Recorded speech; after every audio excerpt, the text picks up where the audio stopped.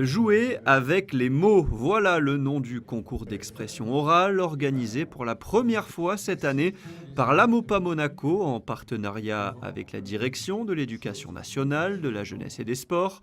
Le principe est simple, contribuer à la maîtrise de l'expression orale, de la prise de parole en public. Le concours était réservé aux élèves de CM2 ou 7e et 6e. 17 classes des établissements de la Principauté se sont prises au jeu. Une épreuve qui s'est déroulée en 2 temps, une demi-finale, sorte de sélection, puis la finale au lycée technique et hôtelier de Monaco. Les enseignants, surtout pour les éliminatoires, étaient libres de choisir un texte qui s'adaptait à ce qu'ils faisaient en classe, de telle manière à ne pas les surcharger de travail, de telle manière à ce que les enfants puissent rester toujours concentrés dans le travail scolaire en priorité et que ceci vienne comme derrière nous un divertissement. Et je crois qu'ils ont très bien réussi. Par contre, pour les finales, évidemment, les sujets étaient imposés. C'est pour ça que nous avons choisi une scène, somme toute amusante, du Malade imaginaire. Et par contre, les CM2 avaient libre choix, c'est-à-dire Prévert ou La Fontaine. Premier à monter sur scène devant camarades de classe et jury, Giada et Florent ont interprété L'Oiseau lyre, un poème de Jacques Prévert. Et l'oiseau lyre joue, l'enfant chante et le professeur crie.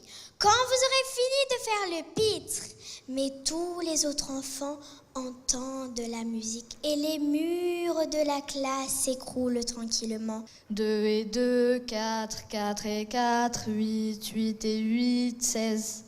Mais voilà l'oiseau lyre qui passe dans le ciel. Après délibération du jury, Giada remporte le premier prix. Pendant des mois et des mois, j'ai appris plusieurs poésies et je les ai filmées, mes poésies, et je les ai envoyées dans des autres classes pour voter.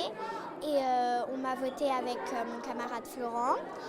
Et puis je suis venue, j'ai participé à ce concours et c'était un petit peu stressant, mais ça va. Place ensuite à un grand classique, Le Malade imaginaire de Molière. Fatou et Manon décrochent le premier prix. Voilà l'affaire. Eh bien, ma sœur est venue après. Eh bien, elle lui disait « Sortez, sortez, vous me mettez au désespoir !»